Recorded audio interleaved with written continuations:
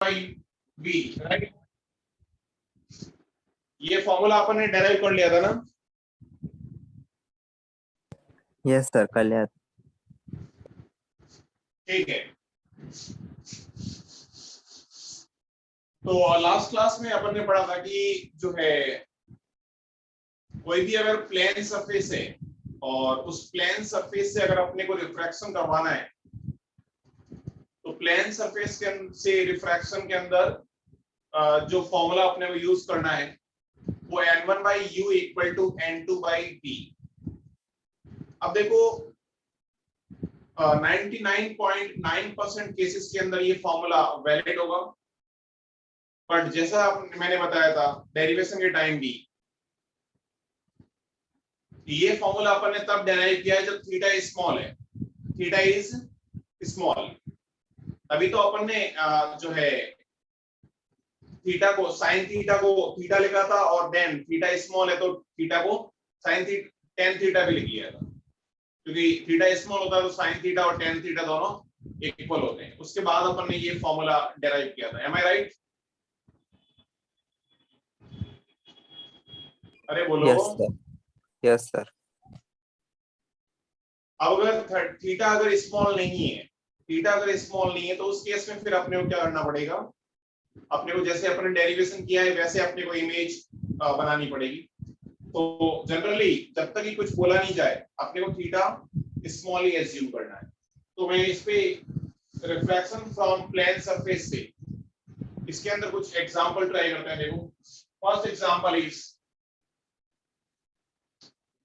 Let's say कि यहाँ पे अपने पास कोई सेपरेटिंग सरफेस है और यहाँ पे नीचे वाटर है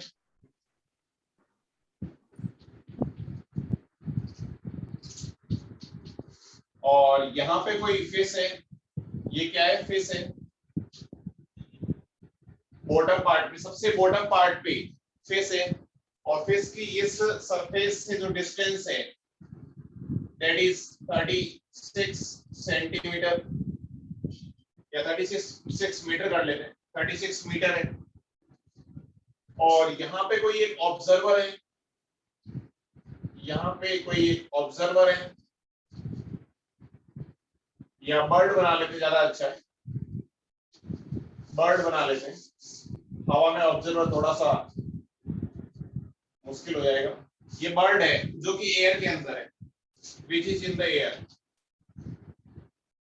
and distance of bird from the separating surface is also 36 meter. So we have to find out if bird observe fish, then the depth of fish कितनी होगी? If fish observes the bird, then the bird की height कितनी होगी separating surface? या फिर इसकी को ऐसे बोल सकता हूं, find the apparent distance between bird and fish, between bird and fish, दोनों के बीच में apparent distance कितनी होगी? If first point है when bird is observer, and in second case fish is observer, fish is observer। यानी एक बार fish bird को देखे तो कितनी दूर दिखेगी और बर्ड फिश को देखे तो कितनी दूर दिखेगी। तो 1 मिनट का टाइम है, जल्दी से तुम ट्राई करो, अदरवाइज मैं ट्राई करता हूँ। क्वेश्चन क्लियर है ना सबको? Is question clear to all of you? Sir हाँ बोलो। रिफ्रैक्शन में ऑब्जेक्ट की डेफिनेशन क्या होती है वो एक बार बता दीजिए ना। क्या रिफ्रैक्शन में ऑब्जेक्ट की डेफिनेशन क्या होती है? समझ में नहीं आ रहा, क्या बोल रहे? रिफ्रैक्शन क्या? रिफ्रैक्शन में ऑब्जेक्ट की डेफिनेशन क्या होती है? वही जो रिफ्लेक्शन में होती है। और इमेज की? वही जो रिफ्लेक्शन में होती है। ऑब्जेक्ट वो होता है ऑब्जेक्ट वो होता है जहां पे इंसिडेंट रेज इंटरसेक्ट करती है, और इमेज वो होता है जैसे रिफ्लेक्शन के अंदर तो जहां रिफ्लेक्टेड रेज इंटरसेक्ट करती थी वो इमेज है, यहाँ पे रिफ्रैक्टेड रेज जहां पे इंटरसेक्ट करेगी वो अपना इमेज है। Same definition, getting my point? Yes very good, जल्दी से ये ट्राई करो, 1 मिनट का टाइम है तुम्हारे पास। अच्छा, वाटर का रिफ्रैक्टिव इंडेक्स सबको पता है ना? वाटर का रिफ्रैक्टिव इंडेक्स कितना होता है? 4/3. 4/3. And refractive index of air is 1. 1. ये पता होना चाहिए अपने को।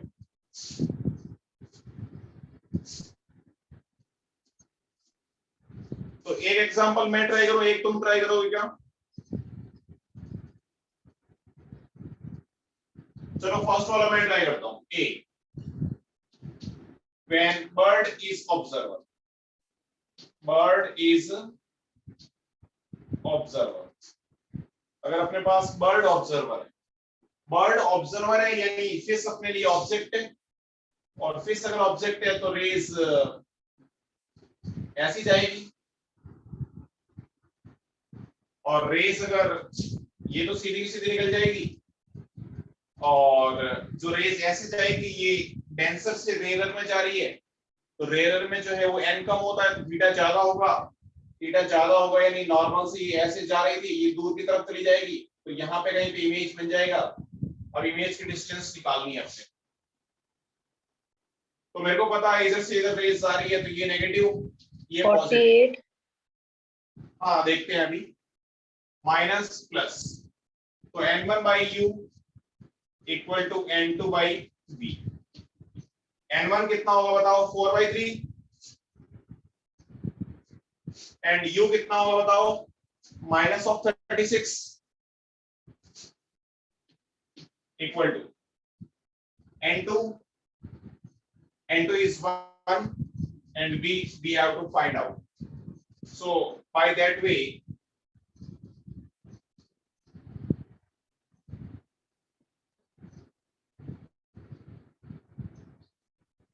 क्या ये v इक्वल टू -27 मीटर आ गया?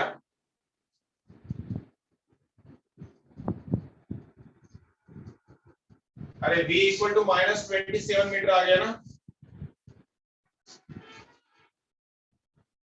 अरे बोलो। Yes, sir. v -27 है, इसका मतलब सेपरेटिंग सरफेस से 27 मीटर डेप्थ पे इमेज बन जाएगा, यानी इस बर्ड को ये फिश यहाँ पे दिखेगी, तो बर्ड और फिश के बीच में डिस्टेंस कितनी होगी बताओ?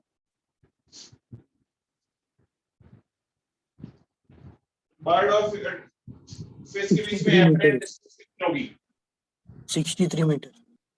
36 + 27। हाँ बोलो। N1 मतलब तो जहां से लाइट आ रही है उसका म्यू लेंगे ना हम लोग।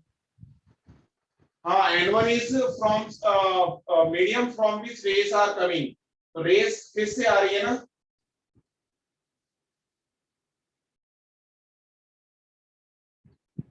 अरे फिश ऑब्जेक्ट है यानी यहां से रेस आ रही है, तो इसका n 4/3 Yes, हो sir. गया। हाँ, तो 36 + 27 कितना हो गया? 63 मीटर हो गया क्या? अरे बोलो। Yes, sir. अब देखो यहाँ से बहुत सारे क्वेश्चन बन सकते हैं, मतलब क्वेश्चन तरीका यही है, क्वेश्चन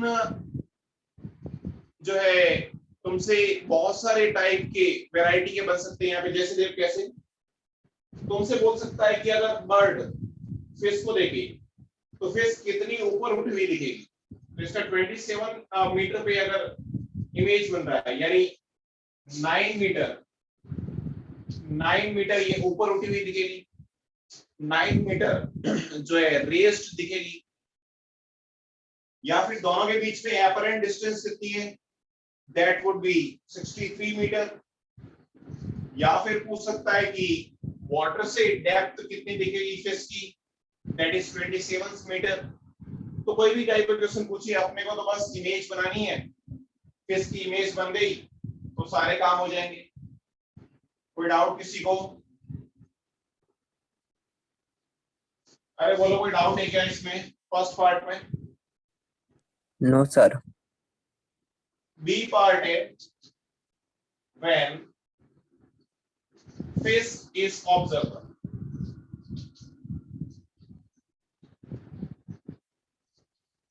फिश अगर ऑब्जर्वर है तो फिश ऑब्जर्वर है यानी अपने लिए बर्ड ऑब्जेक्ट है।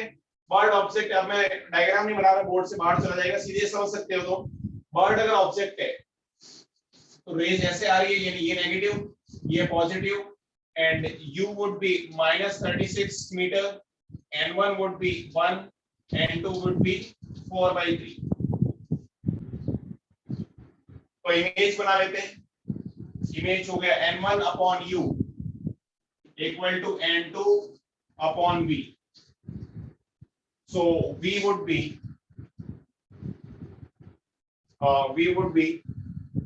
48 -48 यानी इधर इमेज बनेगी और 48 मीटर पे बनेगी, ऊपर बनेगी इमेज ऑफ बर्ड। बर्ड की इमेज एक्चुअली जहां पे बर्ड था उससे ऊपर बनेगी और 48 मीटर पे बनेगी। तो एपरेंट डिस्टेंस कितनी हो गई? एपरेंट डिस्टेंस क्या 48 प्लस 36 84 84 मीटर हो गई। तो ऐसे भी समझ सकते हो बर्ड कितना फिश अगर यहाँ बर्ड को देखे तो इस सेपरेटिंग सरफेस से बर्ड कितना ऊपर दिखेगा, तो 48 मीटर। बर्ड की जो एक्चुअल पोजीशन है और बर्ड का इमेज है, यानी बर्ड ऑब्जेक्ट और इमेज के बीच में बर्ड का डिस्टेंस कितनी होगी, दैट वुड बी 48 माइनस 36 यानी 12 मीटर। यहां से डिस्टेंस बोले इस फिश को एक्चुअली कितनी दिख रही है, दैट वुड बी 84 मीटर। तो क्या तुम इजीली, चाहे ऑब्जेक्ट अपना डेंसर मीडियम में हो चाहे ऑब्जेक्ट अपना रेयरर मीडियम में हो, दोनों केसेस के अंदर क्या तुम आराम से जो है रिफ्रैक्शन करवा सकते हो, इमेज पता कर सकते हो? Any doubt in that part?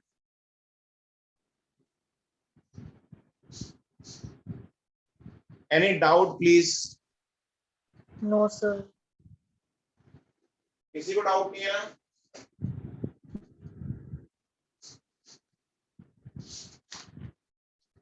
अरे किसी को कोई डाउट नहीं है ना? No sir. इसको No, रफ sir. कर दूं मैं? हाँ बोलो।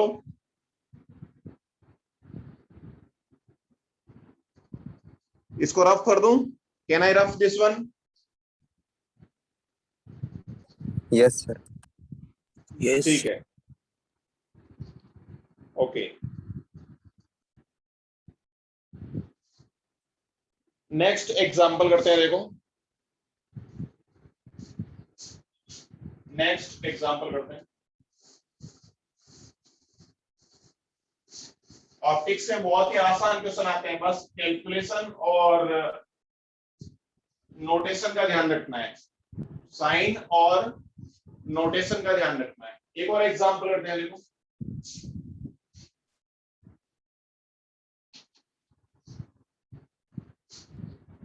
इस टाइप से यहां पे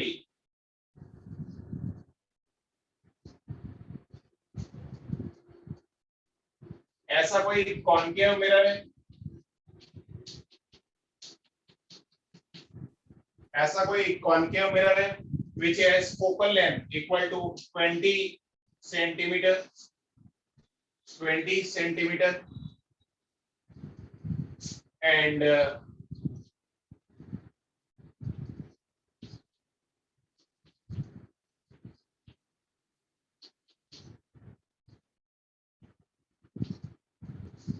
इतने पार्ट के अंदर अपन ने वाटर फिल कर दिया है, इतने पार्ट के अंदर अपन ने वाटर फिल कर दिया, तो वाटर फिल कर दिया, तो वाटर का refractive index we know that 4/3 होता है, वाटर का रिफ्रैक्टिव इंडेक्स 4/3 होता है। अब अपन ने क्या किया, इस सेपरेटिंग सरफेस से जिसके बाहर एयर है,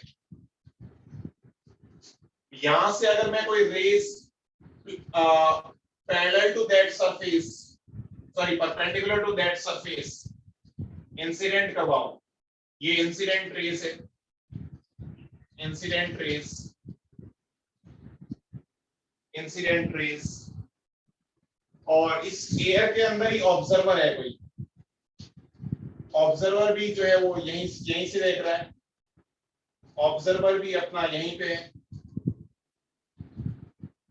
ऑब्जर्वर भी यहीं पे एयर के अंदर, तो इसकी फाइनल इमेज इन रेज की कहां पे बनेगी ये अपने को पता करना है। तो सबसे पहले तो मेरे को सोच के बताओ कि फाइनल इमेज बनने से पहले क्या क्या प्रोसेस होंगे, फाइनल इमेज बनने से पहले क्या क्या प्रोसेस होंगे। अच्छा, इसके पोल से सरफेस की डिस्टेंस 30 सेंटीमीटर, आराम से सोच के बताओ, ये पैरेलल रेस इस सरफेस पे जो इंसिडेंट करवा रहे हैं, यहाँ पे कौन कौन से प्रोसेस होंगे, तब जाके वापस ऑब्जर्वर है यानी रेस वापस एयर में पहुंचनी चाहिए। तो रेस एयर से वापस एयर में पहुंचने के पहले कौन कौन से प्रोसेस होंगे, रिफ्रैक्शन एंड रिफ्लेक्शन। क्या टू टाइम्स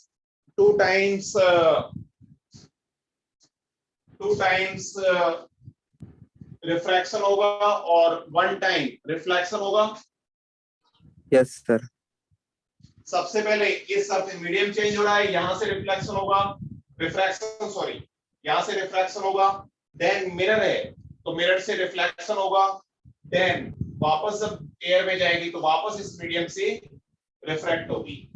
तो 2 रिफ्लेक्शन एंड 1 यहाँ पे प्रोसेस क्या होगा, 2 रिफ्रैक्शन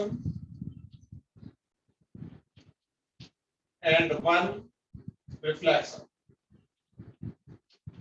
सबसे पहले रिफ्रैक्शन होगा, देन रिफ्लेक्शन, देन वापस रिफ्रैक्शन।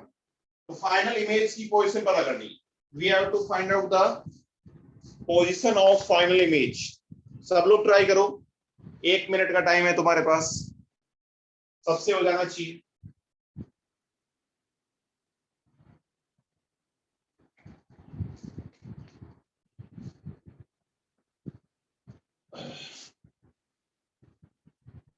वन मिनट का टाइम है तुम्हारे पास।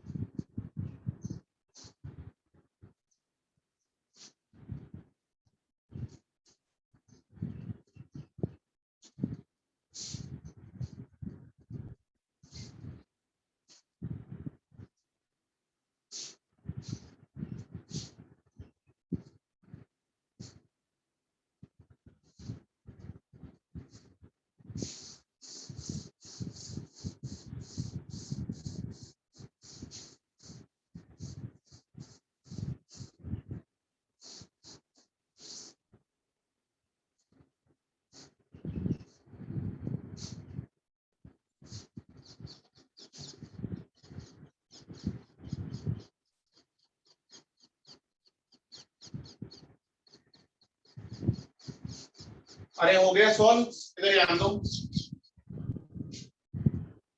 देखो सबसे पहले एक बात बताओ मेरे को, मैंने बताया था तुम्हें रिफ्रैक्शन के अंदर भी, क्या ये रेस अगर इस सरफेस के परपेंडिकुलर आ रही है तो इन रेस के लिए मेरे को बताओ कि आई कितना है? 0 0 है, तो क्या आर भी 0 होगा? Yes. अरे बोलो। Yes sir. तो क्या ये रेस पैरेलल अगर आ रही है आपस में, तो क्या पैरेलल निकल जाएगी? अरे सीधी की सीधी निकल जाएगी ना। हाँ। अब आराम से सोच के बताओ कि अपने पास कॉनकेव मिरर है और कॉनकेव मिरर के अंदर पैरेलल रेस आ रही है, तो क्या ये पैरेलल रेस फोकस पे मिलेगी? Yes sir. और फोकल लेंथ इसकी कितनी है? 20 centimetre. That means that distance would be 20 centimetre. तो क्या इनका इमेज यहाँ पे कहीं पे 20 सेंटीमीटर पे बनेगा? दैट इज 30 सेंटीमीटर, थोड़ा सा ऊपर बनेगा।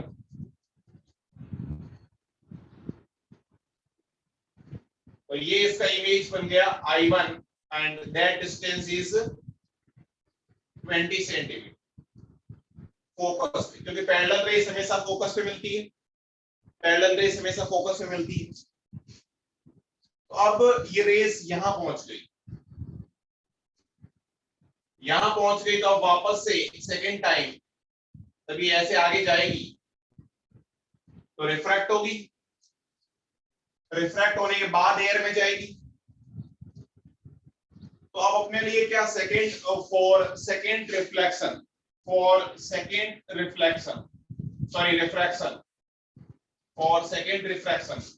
क्या ये जो I1 है, this I1 would act as object?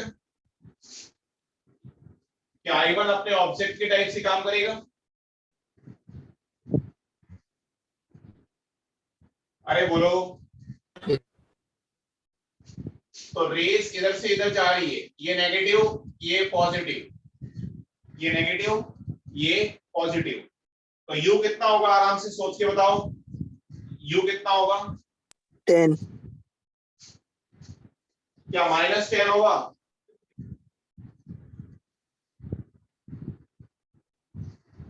अरे इधर से रेस आ रही है, नेगेटिव पॉजिटिव -10 होगा ना।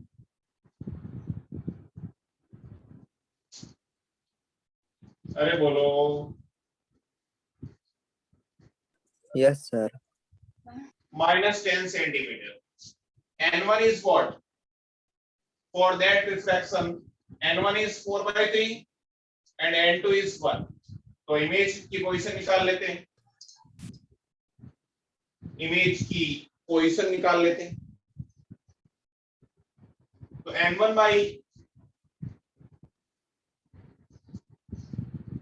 by U equal to N2 by V. So from that way, N1 by U equal to N2 by V. तो V कितना आएगा बताओ?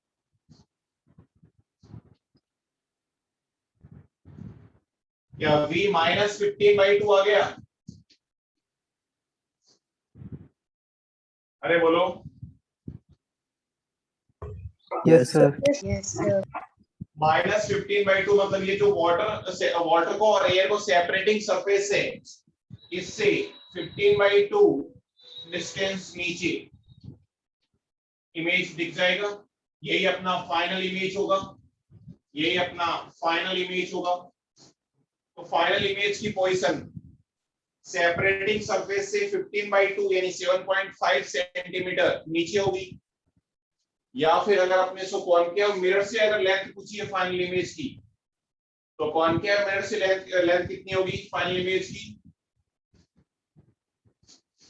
लेंथ ऑफ फाइनल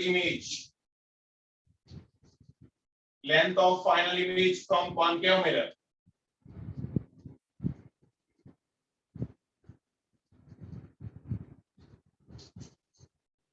कितनी होगी बताओ? 30 - 7.5 हो जाएगा।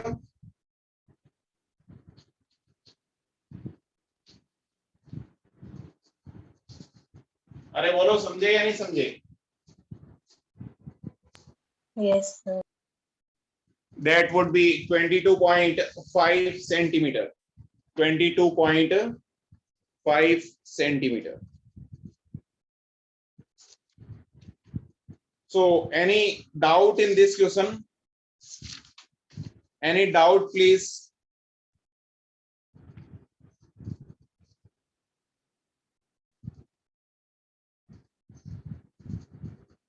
अरे बोलो.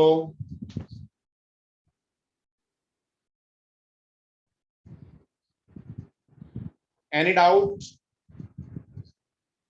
No, sir. ठीक है. एक और एग्जांपल ट्राई करते हैं. देखो. हाँ बोलो. सर हाँ बोलो. सर आपने वो फाइनल इमेज पाई बाय 2 लिखा है क्या वो? फाइनल इमेज क्या? सर वो बॉटम राइट कॉर्नर में जोर से बोलो थोड़ा. सर वो फाइनल इमेज का डिस्टेंस सेपरेटिंग सरफेस से आपने ऊपर लिखा है. फाइनल इमेज की डिस्टेंस 15/2 है.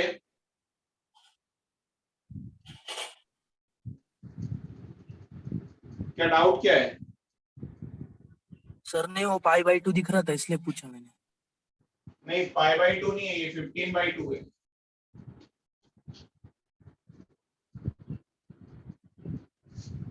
ठीक है.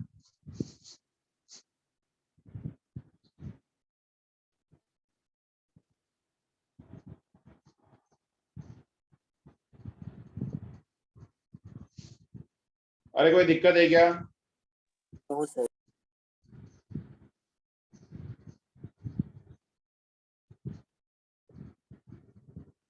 चलो ये एग्जांपल और ट्राई करते हैं.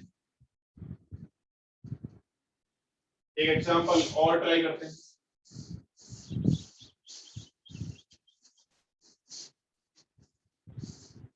अब यहां पे है ना, कभी कभी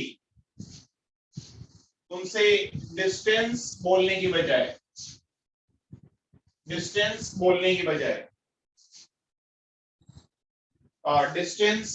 बजाय तुमसे वेलोसिटी रिलेटेड क्वेश्चन भी पूछे आते हैं कि बर्ड इतनी वेलोसिटी से मूव कर रहा है, फिश इतनी वेलोसिटी से मूव कर रहा है, तो बर्ड को फिश की वेलोसिटी कितनी दिखेगी? या फिर बर्ड को फिश की वेलोसिटी इतनी दिख रही है और फिश इतनी वेलोसिटी से मूव कर रहा है, तो बर्ड कितनी वेलोसिटी से मूव कर रहा है? ऐसे वेलोसिटी रिलेटेड क्वेश्चन पूछे जा सकते हैं. तो एटलीस्ट मेरे को वेलोसिटी में रिलेशन तो पता है कि in refraction from plane surface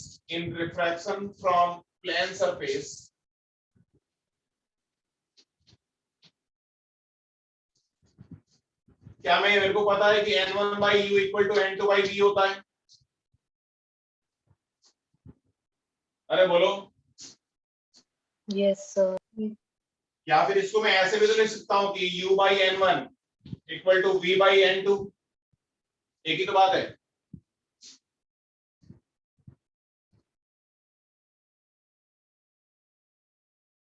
अरे बोलो.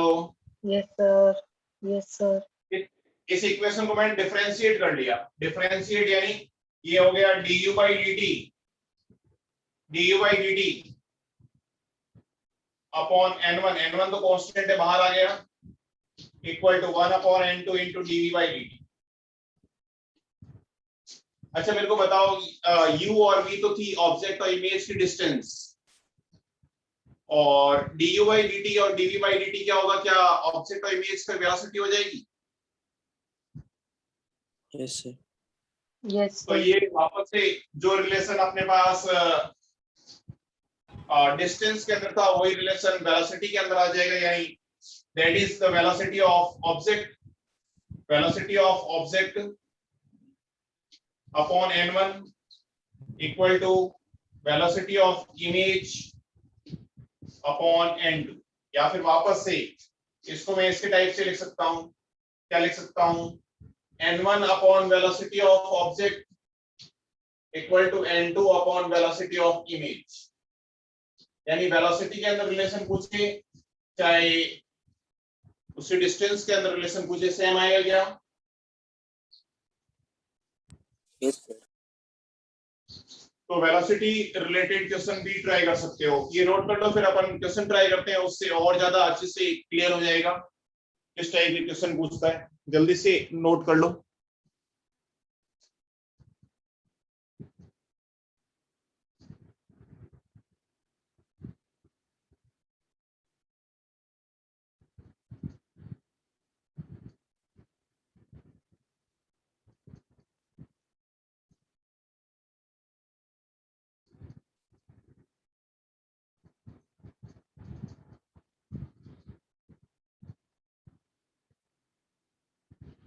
अरे हो गया?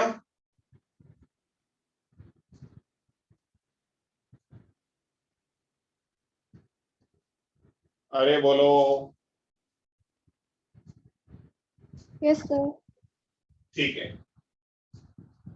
अब देखो सिंपल सिंपल से क्वेश्चन पूछता है। क्वेश्चन क्या पूछता है उसको देखते हैं, आराम से समझना। देखो कोई जल्दबाजी नहीं।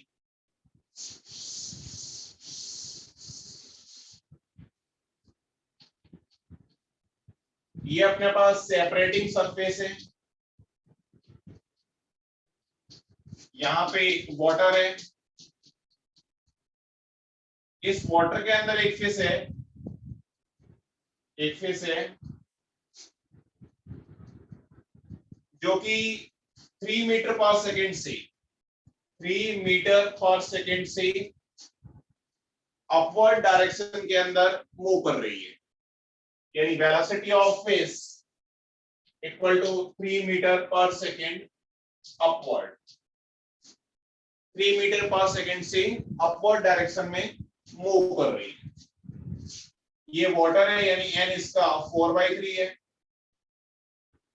ये एयर है, यहाँ पे एयर के अंदर यहाँ पे कोई बर्ड है। That bird is also moving upward with velocity v. That bird is also moving with upward with velocity v. We don't know the velocity, but we know the direction of moving, that is upward, and velocity is v. But एक और चीज अपने को पता है, वो ही अपने को ये पता है कि जब ये फिश इस बर्ड को देखती है तो इस फिश को इसकी velocity 12 metre per second appear होती है। यानी velocity of bird which appear to fish is 12 metre per second. इसको इसकी velocity 12 metre per second appear होती है। इसका मतलब क्या है? इसका मतलब ये है इस बर्ड की velocity with respect to fish दे रखी है, ऐसे बोल दो, या फिर इसकी एपरेंट वेलोसिटी दे रखी है, कुछ भी मान लो, एक ही बात है। तो इसको बर्ड को इसकी एक्चुअल वेलोसिटी अपने को नहीं पता है, बट इसकी वेलोसिटी जो इस फिश को एपियर होती है वो 12 मीटर पर सेकेंड है। तो we have to find out the actual velocity of bird. Actual velocity of bird. Actual velocity of bird. Bird की actual velocity कितनी है? That is we have to find out. 1 minute का time है, तुम try करो, otherwise मैं try करता हूँ जल्दी से।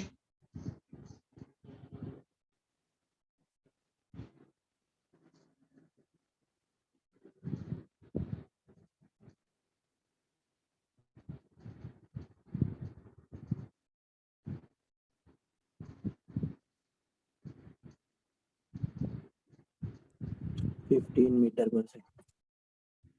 बोलो। 15 metre per second. 2 metre per second.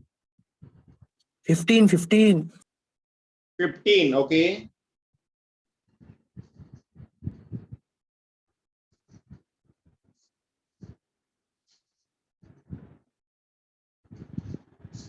इधर यहाँ तो सब लोग, इधर यहाँ तो, एक मैं ट्राई करता हूँ, अगला तुम ट्राई करना।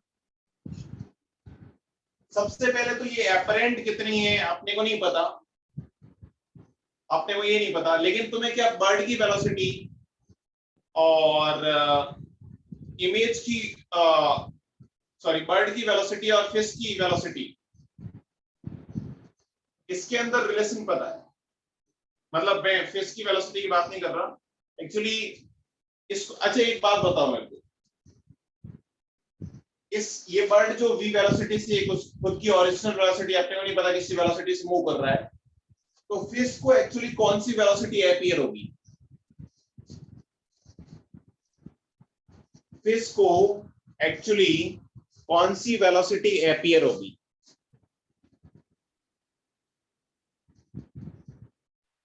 Apparent velocity of image. क्या? Velocity of image. Very good. जैसे बर्ड अगर v वेलोसिटी से ऊपर की तरफ जा रहा है, बर्ड अगर v वेलोसिटी से ऊपर की तरफ जा रहा है, ये इसकी ओरिजिनल वेलोसिटी, लेट्स से कि original velocity, actual velocity of bird, actual velocity of bird is v, velocity of bird is v। ये अगर v वेलोसिटी से ऊपर जा रहा है तो ये इस वेलोसिटी इस फिश को नहीं दिखेगी, इसकी इमेज की वेलोसिटी दिखेगी, इसकी इमेज की वेलोसिटी दिखेगी। तो लेट्स से ये इसका बर्ड है और बर्ड की इमेज की वेलोसिटी निकाल लेता हूं मैं, इमेज की वेलोसिटी क्या होगी। तो अब आराम से एक बात सोच के बताओ, फॉर्मूला तो मैं लगा लूंगा, फॉर वेलोसिटी ऑफ, मैं ऐसा लिखता हूं, velocity of image of bird, image of bird. तो उसके फॉर्मूला पता है मेरे को कि n1 by velocity of object equal to n2 upon velocity of image. Object की वेलोसिटी तो v है, n1 अपॉन v, ऊपर की तरफ पॉजिटिव ले रहा हूं, equal to n2 upon velocity of image. n1 n2 क्या होगा, आराम से सोच के बताओ मेरे को, n1 क्या होगा और n2 क्या होगा। N1 एयर का होगा और N2 वाटर का होगा। आराम से सोच के बताओ, आराम से सोच के बताओ कि बर्ड यहां पे है तो रेस, बर्ड अपने लिए अभी ऑब्जेक्ट है, इस ऑब्जेक्ट का इमेज बना रहा हूं मैं, तो रेस इधर से इधर जाएगी और रेस इधर से इधर जाएगी, तो क्या n1 1 होगा और n2 4/3 होगा।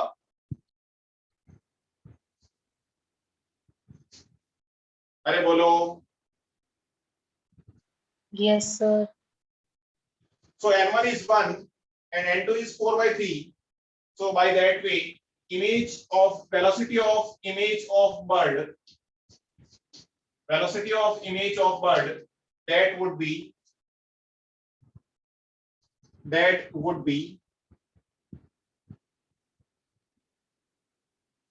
इमेज की वेलोसिटी कितनी आ गई, n2 is 4/3, क्या 4/3 into v आ गई।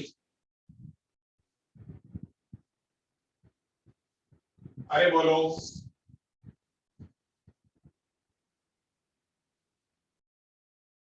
तो एक्चुअली ये बर्ड जो है v वेलोसिटी से जो मूव कर रहा है, अगर ये फिश रेस्ट पे होती, अगर ये फिश रेस्ट पे होती तो इस फिश को इमेज ऑफ बर्ड, बर्ड अगर v वेलोसिटी से मूव कर रहा है तो इमेज ऑफ बर्ड, ये भी पॉजिटिव है, ये भी ऊपर की तरफ होगा और 4/3 v से मूव करता हुआ दिखता है इसको। बर्ड अगर v वेलोसिटी से ऊपर जा रहा है तो फिश को, अगर ये रेस्ट पे होती तो 4/3 v से ऊपर की तरफ मूव करता हुआ दिखता, लेकिन फिश तो खुद मूव कर रही है 3 मीटर पर सेकंड से ऊपर की तरफ, तो फिश को कितनी एम्पियर होगी। दो ऑब्जेक्ट अगर दो सेम डायरेक्शन में अगर मूव कर रहे हैं तो उनकी रिलेटिव वेलोसिटी कैसे निकालोगे, प्लस करोगे या माइनस करोगे। माइनस। माइनस। माइनस।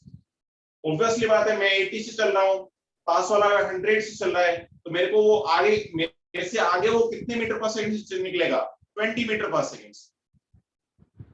तो क्या मैं ऐसे बोल सकता हूं कि velocity of bird, velocity of bird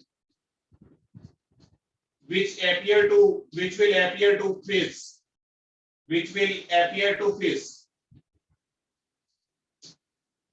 तो इमेज की वेलोसिटी एक्चुअल में कितनी है, 4/3 v, बट ये 3 मीटर पर सेकंड से ऊपर की तरफ जा रहा है तो 4/3 v माइनस 3, और ये अपने को दे रखी है 12, ये दे रखी है अपने को 12।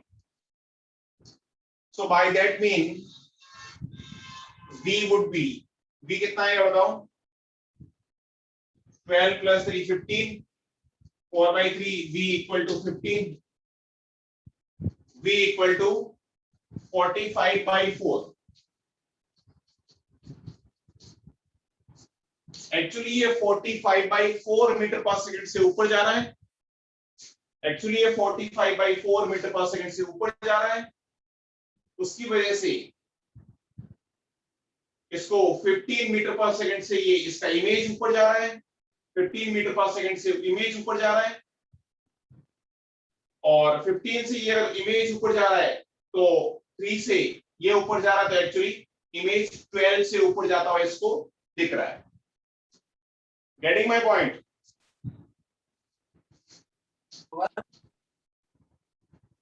सारी बातें समझ में आई कि नहीं आई?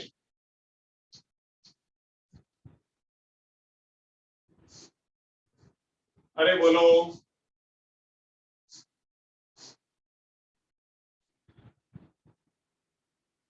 यार समझ में आया कि नहीं आया, सही से बताओ। Yes, sir. एक सेकंड, किसी ने कुछ मैसेज किया है, क्या है देखते हैं। सर ये एग्जाम्पल रिपीट करो ना। ओके, मैं रिपीट करता हूँ, इधर ध्यान दो। सिंपल सा एग्जाम्पल है कि वाटर के अंदर फिश है। अभी एक सेकंड के लिए मान लो वाटर के अंदर फिश रेस्ट पे। अब ये फिश क्या करती है, एक बर्ड को देखती है और वो बर्ड कुछ v वेलोसिटी से ऊपर की तरफ मूव कर रहा है। तो इसकी वेलोसिटी एक्चुअल में ये v वेलोसिटी से मूव कर रहा है, बट इसकी वेलोसिटी फिश को तो कुछ अलग अपीयर होगी, क्योंकि अपन ने बता रखा है रिफ्रैक्शन के अंदर वेलोसिटी ऑफ ऑब्जेक्ट और वेलोसिटी ऑफ इमेज के अंदर कुछ डिफरेंस होता है। तो ऑब्जेक्ट की वेलोसिटी अगर v है तो मैंने इमेज की वेलोसिटी निकाल ली from that way, n1 by velocity of object equal to n2 by velocity of image। तो वेलोसिटी ऑफ इमेज आ गई अपने पास 4/3v, यानी बर्ड अगर v से ऊपर जा रहा है तो फिश को 4/3v से ऊपर जाता हुआ दिखेगा, फिश को 4/3v से ऊपर जाता हुआ दिखेगा। लेकिन अब क्या किया, फिश खुद 3 मीटर पर सेकंड से ऊपर जा रही है, फिश खुद 3 मीटर पर सेकंड से ऊपर जा रही है, तो ये सेम डायरेक्शन में मूव कर रहा है, तो फिश खुद उसकी 3 मीटर पर सेकंड वेलोसिटी कम दिखेगी ना जो उसकी एक्चुअल है, क्योंकि सेम डायरेक्शन में जाने पे रिलेटिव वेलोसिटी कम हो जाती है। ऑपोजिट डायरेक्शन की रिलेटिव वेलोसिटी ऐड होगी, सेम डायरेक्शन में माइनस होगी। तो 4/3v से ऊपर जा रहा है, 3 से ये ऊपर जा रही है, तो 4/3 माइनस v इसको एक्चुअली अपीयर होगी। तो 4/3 माइनस v, 4/3v माइनस 3, ये अपने को 12 दे रखी थी। Velocity of bird which appears to fish is 12। यहां से v की वैल्यू आ गई, v is 45/4। That means 45/4 से ये बर्ड ऊपर जा रहा है, उसकी वजह से इमेज 15 से ऊपर जा रही है, और 15 से ऊपर जा रही है, फिश 3 से ऊपर जा रही है, तो फिश को ये 12 से ऊपर जाता हुआ दिखेगा। वही अपने क्वेश्चन में गिवन था। Are you getting my point? दर्शना, समझ में आया क्या? Yes, sir.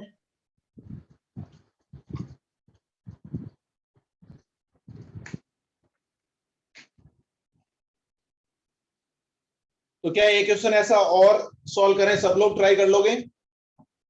Yes sir. एक और ट्राई करें क्या?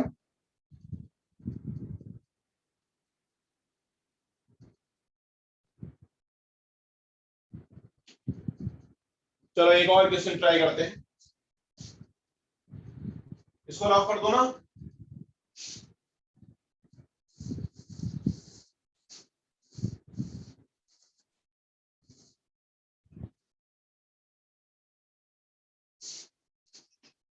तो नेक्स्ट एग्जांपल है, नेक्स्ट एग्जांपल इज, वापस से वैसे ही एग्जांपल लेता हूं। ये अपने पास सेपरेटिंग सरफेस है, यहाँ पे वाटर है, इसका refractive index we know that 4/3 होता है।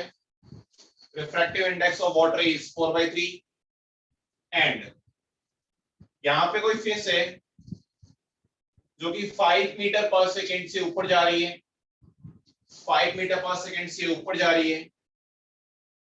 यहाँ पे कोई बर्ड है which is coming down with velocity 15 meter per second, bird which is flying down with velocity 15 by 15 meter per second. So we have to calculate, find the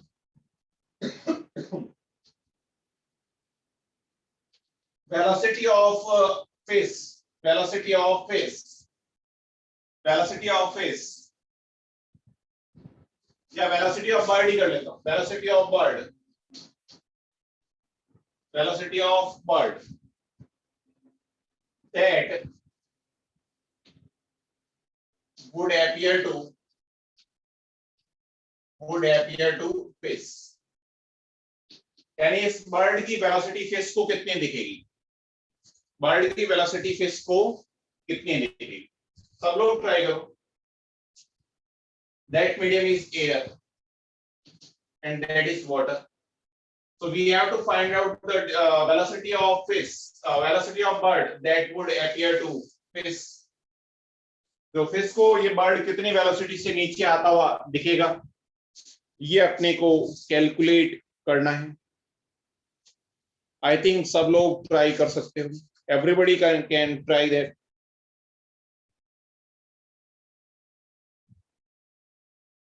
बहुत easy है.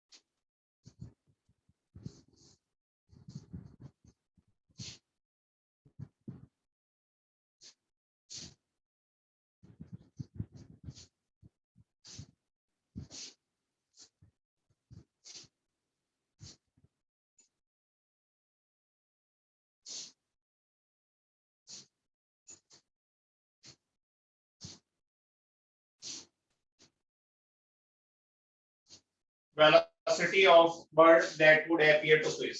काफी लोगों ने ट्राई कर लिया होगा, इधर ध्यान दो.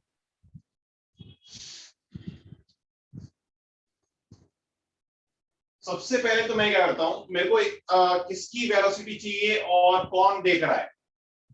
मेरे को बर्ड की वेलोसिटी चाहिए और फिश देख रही है.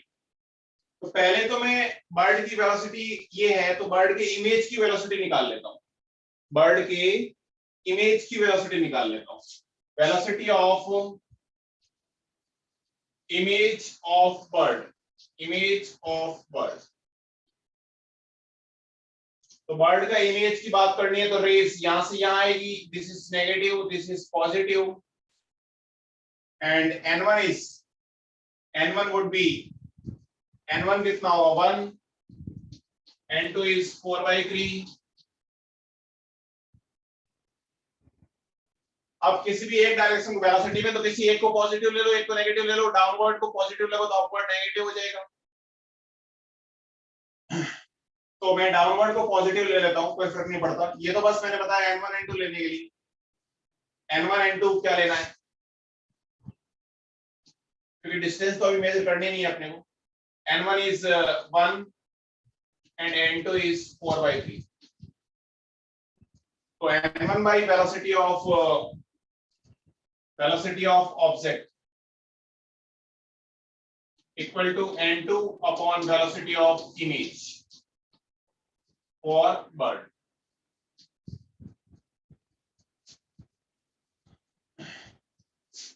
तो बर्ड की एक्चुअल वेलोसिटी जो कितनी है 15 नीचे की तरफ, तो 1/15. मैं 15 नीचे की डायरेक्शन को पॉजिटिव ले लेता हूं, equal to 4/3 upon velocity of image of bird. So image of bird would be ये 3, ये 4/3, 3 से ये 5 times, equal to 20 metre per second. क्या ये बात समझ में आई?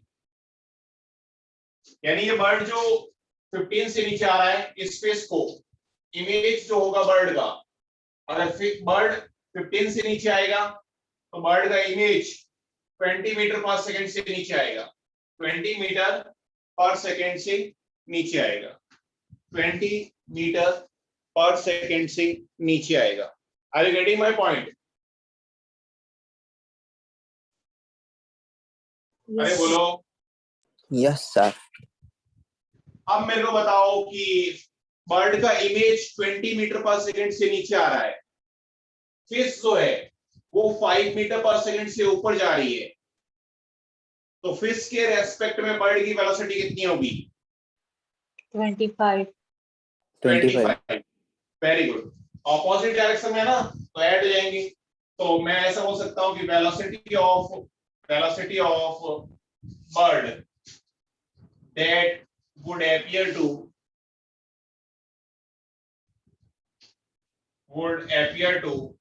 fish would be 20 plus 5 यानी 25 मीटर पर सेकेंड। अगर फिश अपनी जगह पे रुक जाए, या ऐसे बोल देंगे फिश को ये बर्ड 25 मीटर पर सेकेंड से नीचे आता हुआ दिखेगा, या इन दोनों के बीच में जो डिस्टेंस है वो 25 मीटर पर सेकेंड से कम होती हुई इसको एपियर होगी, एक्चुअल में तो डिफरेंट है, बट इसको एपियर कितनी होगी? एपरेंट वेलोसिटी बोल सकते हो, apparent velocity of bird with respect to fish, इसको ऐसे बोल सकते हैं apparent velocity of bird with respect to fish. तो फिश के रेस्पेक्ट में बर्ड की जो वेलोसिटी है वो इतनी होगी। So any doubt in this question please? Any doubt in this question? अरे बोलो। No, sir. Very good.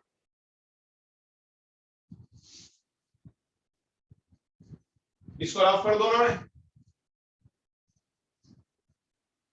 अरे इसको रफ कर दो ना।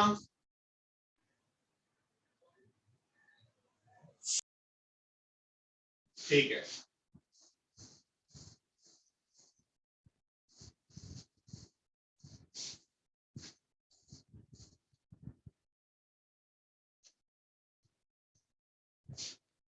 नेक्स्ट एक नोट डाल के लिखो, इंपॉर्टेंट पॉइंट है।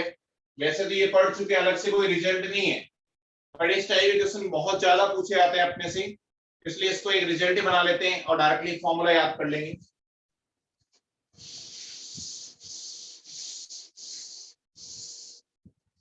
जैसे ये अपने पास कोई स्लैब है, ऐसी कोई स्लैब है, इसका रिफ्रैक्टिव इंडेक्स n है, इसकी थिकनेस t है, ये कोई स्लैब है, t थिकनेस है, इंडेक्स n है, यहां पे कोई ऑब्जेक्ट है, यहां पे कोई ऑब्जेक्ट। तो देखो इस ऑब्जेक्ट का मैं क्या करता हूं, यहां पे कोई ऑब्जर्वर है, तो इस ऑब्जर्वर को इसकी इमेज कहां दिखेगी इसकी बात करनी है अपने को। तो आराम से अपन सॉल्व तो कर ही सकते हैं, कोई दिक्कत ही नहीं है। कैसे सॉल्व करोगे कि यहां से रेस इंसिडेंट करवा दो, ये लो इंसिडेंट करवा दी। अब ये सपोज एयर मीडियम है, इसका रिफ्रैक्टिव इंडेक्स n है, which is denser medium. It could be rare, but अभी अपन डेंसर ले रहे हैं, तो रेयर से डेंसर में जाएगी तो n ज्यादा है, थीटा कम होगा, यानी नॉर्मल से n ज्यादा है, थीटा कम होगा, नॉर्मल के पास में आएगी, यानी ये कुछ ऐसे डेविएट होगी, ऐसे डेविएट होगी।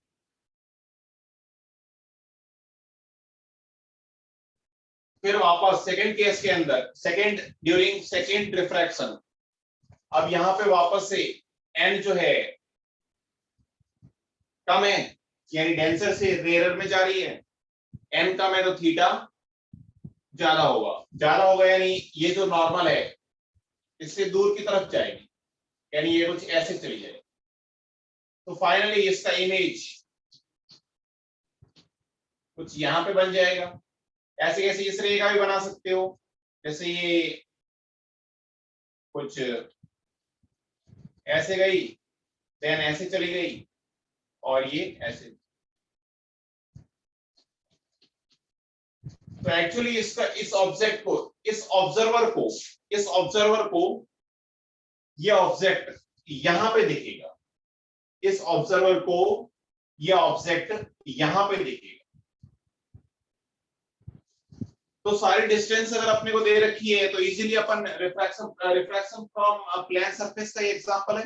पहले इससे रिफ्रैक्शन करवाओ, फिर इससे रिफ्रैक्शन करवाओ और फाइनल इमेज की पोजीशन निकाल लो आफ्टर 2 रिफ्रैक्शन।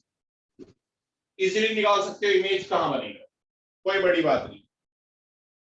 लेकिन मैं टी के रेस्पेक्ट में इसकी थिकनेस अगर टी है तो मैं डायरेक्टली मैंने डेराइव करके ही निकाला है, अपने को वापस से डेराइव करने की जरूरत नहीं है। किसी को सॉल्व करना है तुम घर जाके आराम से सॉल्व कर सकते हो। मैंने बता रखा है प्लेन सरफेस से रिफ्रैक्शन किस टाइप से करवाना है, n1/u इक्वल टू n2/v, दोनों सरफेस से रिफ्रैक्शन करवा सकते हो।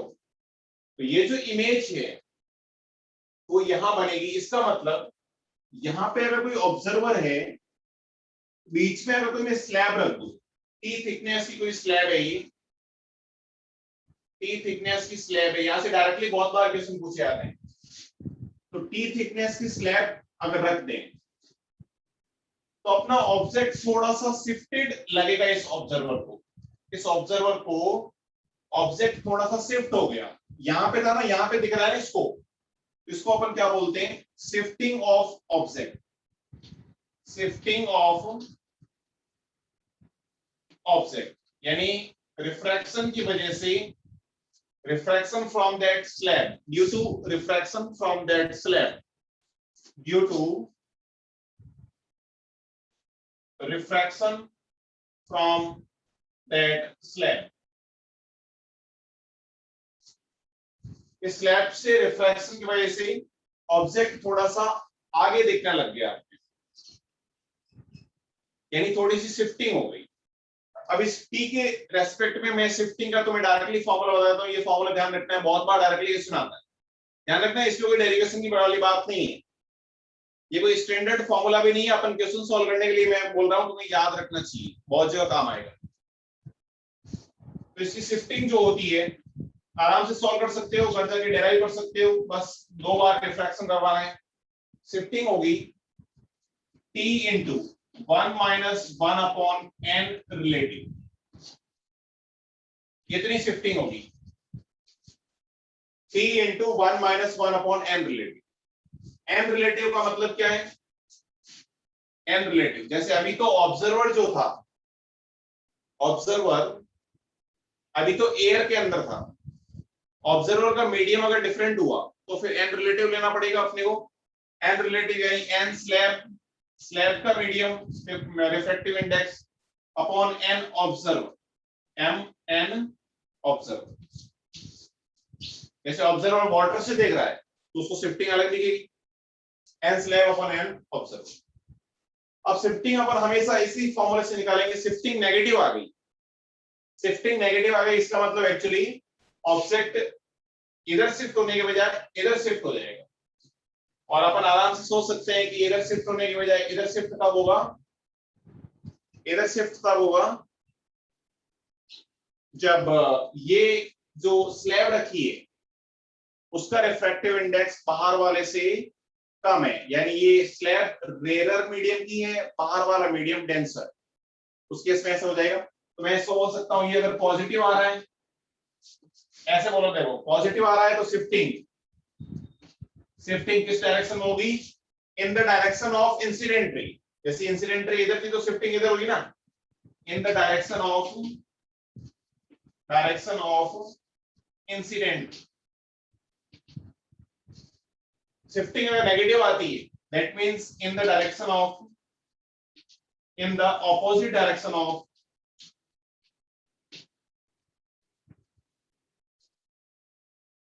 इंसिडेंट, या तो इंसिडेंट रे के डायरेक्शन में होगी, पॉजिटिव आएगी तो, और नेगेटिव आएगी तो इंसिडेंट रे के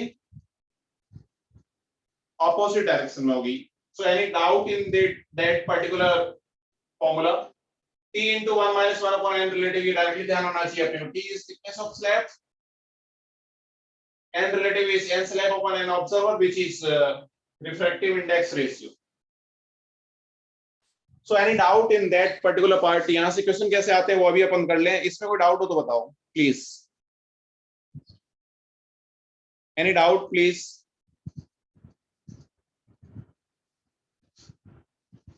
अरे बोलो.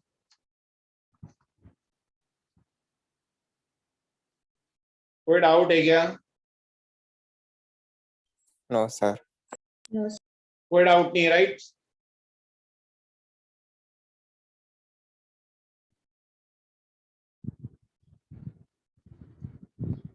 ठीक है, तो एक एग्जांपल ट्राई करें. Yes, sir. ठीक है. एक चीज यहां से एक बात और समझ में आती है, छोटा सा थ्योरेटिकल क्वेश्चन अगर पूछ ले अपने से, क्या तुम मेरे को सोच के बताओ कि शिफ्टिंग जो है, शिफ्टिंग के अंदर तुम्हें अगर एक चीज नोटिस करी हो तो एक तो टी आता है, टी यानी thickness of slab, thickness of slab, और एक एन रिलेटिव यानी रिफ्रैक्टिव इंडेक्स आता है दोनों मीडियम का. कहीं पे मैंने ये डिस्टेंस आ रहा है अपने फॉर्मूले के अंदर कि ऑब्जेक्ट स्लैब से कितना दूर है या कितना पास में है, ये डिस्टेंस नहीं आ रही ना.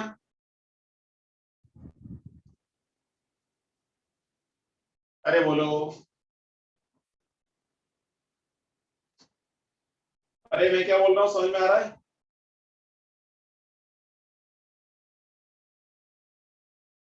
हेलो. Yes, sir. मैं ये बोल रहा हूं कि ऑब्जेक्ट इस स्लैब से कितने डिस्टेंस पे है, क्या ये डिस्टेंस अपने शिफ्टिंग के अंदर कहीं पे आ रही है क्या? No, sir. नहीं आ रही. दैट मींस इस पे डिपेंड नहीं करता होगा. तो मैं ऐसा लिख सकता हूं कि शिफ्टिंग फ्रॉम स्लैब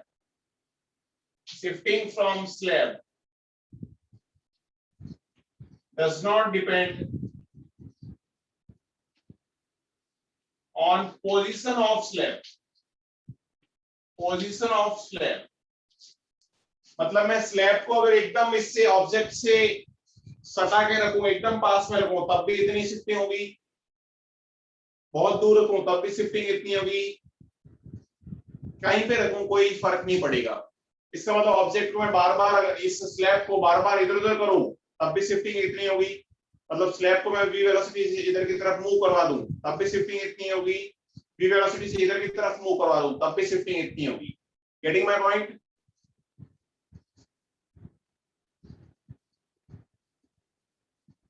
अरे बोलो.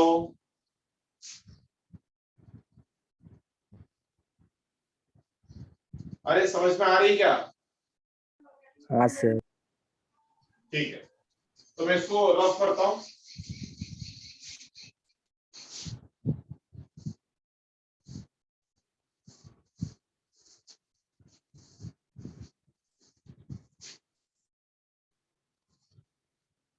तो पहले तो एक सिंपल सा क्वेश्चन है, देखो. ये कोई स्लैब है, ये 2 मीटर है, इसका रिफ्रैक्टिव इंडेक्स 3/2 है. यहाँ पे ऑब्जेक्ट है जो कि 10 मीटर की डिस्टेंस पे है. यहाँ पे कोई ऑब्जर्वर है जो कि 15 मीटर की डिस्टेंस पे है.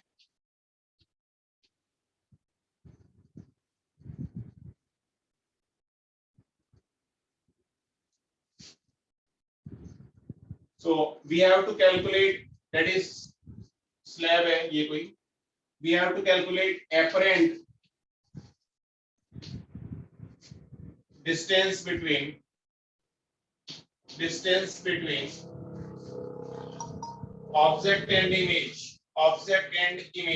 object and observer.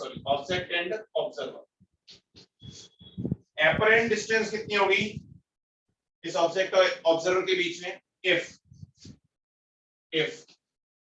A slab की वेलोसिटी अगर 0 है यानी स्लैब रेस्ट पे है, बी स्लैब की वेलोसिटी अगर 20 मीटर पर सेकेंड है, आई कैप, तो कितनी होगी? यानी ये 20 मीटर पर सेकेंड सीधे की तरफ मूव करना शुरू कर दे या फिर रेस्ट पे है, तो दोनों केस के अंदर जो है,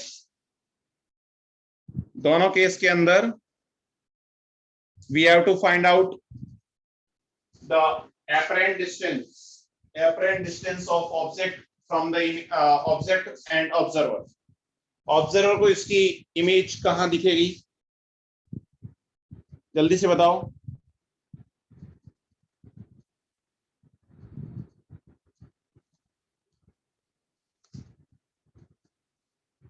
अरे जल्दी से बताओ।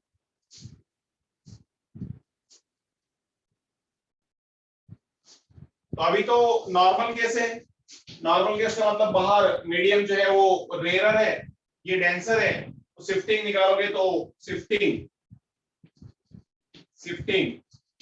t into 1 minus 1 upon n relative would be n slab upon n observer is 1, so n relative would be n of slab upon 1, so that is 3/2. So that would be t is 2, 1 minus 1 upon 3/2. So 3 minus 2 1/3, तो ये आ गया 2/3 metre. और positive आ रहा है यानी incident ray की direction में होगी, यानी एक्चुअली ऑब्जेक्ट, इस ऑब्जेक्ट का इमेज यहां बनेगा और ये शिफ्टिंग कितनी होगी? 2/3 मीटर। 2/3 मीटर, बहुत कम शिफ्टिंग होगी, थिकनेस बहुत कम है, आगे डिस्टेंस बहुत ज्यादा है। तो फिर आराम से सोच के बताओ कि इमेज और ऑब्जर्वर के बीच में डिस्टेंस, एपरेंट डिस्टेंस कितनी होगी? 26 ये मीटर। डिस्टेंस कितनी होगी? 26 मीटर। 15 10 25 27 27 माइनस 2/3 मीटर हो जाएगी। अरे बोलो। हाँ क्या दोनों केस के अंदर 27 माइनस 2/3 होगी? क्योंकि स्लैब की वेलोसिटी से तो कोई फर्क नहीं पड़ता, स्लैब की पोजीशन से तो कोई फर्क पड़ता ही नहीं है। In both cases apparent distance is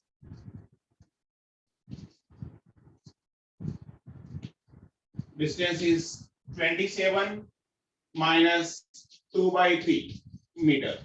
कितनी होगी? 27 में से 2/3 मीटर माइनस कर दो, कितनी होगी? So any doubt please in that particular question? Any doubt in that particular question? अरे बोलो। No, sir. अब इसी क्वेश्चन के अंदर सपोज अगर यहाँ पे ऑब्जर्वर वाले मीडियम के अंदर अगर मैं वाटर भर देता तो क्या चेंज आता? तो क्या चेंज आता?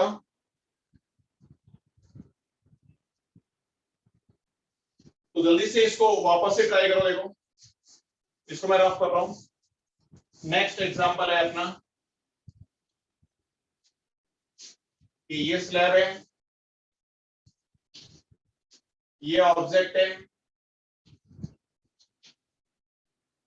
ये ऑब्जर्वर है। ऑब्जेक्ट और ऑब्जर्वर के बीच में डिस्टेंस लेट से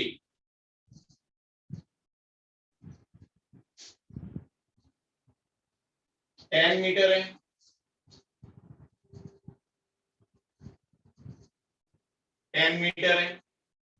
स्लैब की थिकनेस 3 मीटर है। इसका रिफ्रैक्टिव इंडेक्स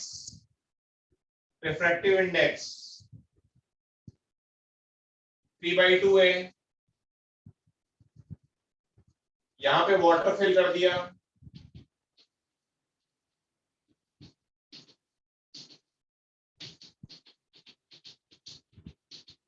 इसका रिफ्रैक्टिव इंडेक्स 4/3 है. So we have to find out the apparent distance between object and image. Sorry, object and observer. Apparent distance between object and observer. अब ये एक और इसके अंदर ये 20 मीटर पर सेकंड से ये मूव भी कर रहा है, तब भी कोई फर्क नहीं पड़ेगा वैसे. तो शिफ्टिंग निकाल सकता हूं मैं इस केस में. बताओ शिफ्टिंग कितनी होगी? t into 1 minus 1 upon n relative.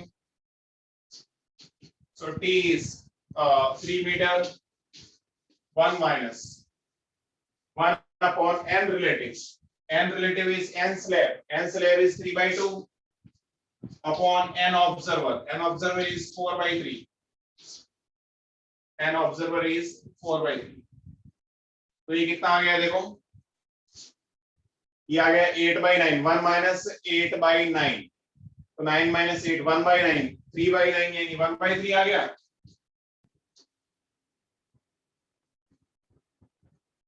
अरे बोलो.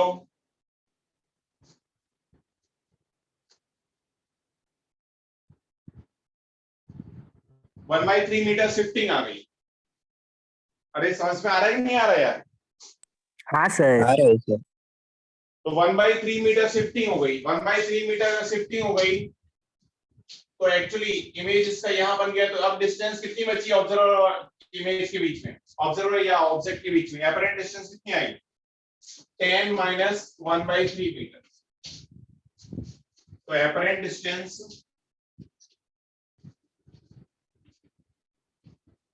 is 10 minus 1/3 meter. So that would be 29/3. थोड़ी सी कम दिखेगी, थोड़ा सा ऑब्जेक्ट जो है पास में दिखेगा. कितना पास में दिखेगा? 1/3 मीटर. 0.33 मीटर कम दिखेगा, यानी पास में दिखेगा. So any doubt in that particular question? Any doubt in that particular question? No. Please. No doubt, right? अरे बोलो.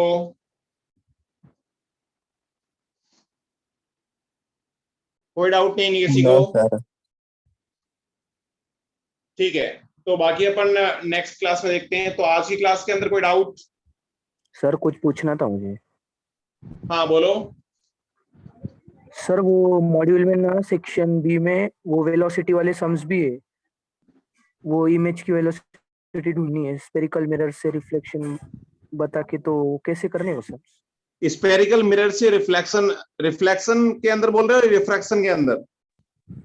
Reflection sir. हाँ तो उसमें क्या है? उसमें इमेज की वेलोसिटीज ढूंढनी है. अगर मतलब उन्होंने ऑब्जेक्ट की दी है और इमेज की ढूंढनी है, तो वो कैसे करना है? तो ऑब्जेक्ट और इमेज की वेलोसिटी अपन ने रिफ्लेक्शन के अंदर देखा था ना, आपस में रिलेशन क्या होता है? यस सर, देखा था. फिर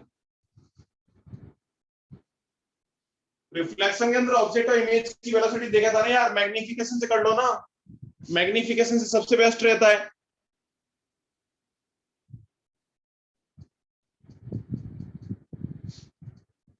ट्राई करना, हो जाए तो ठीक है, नहीं तो डिस्कशन के टाइम कर ही लेंगे.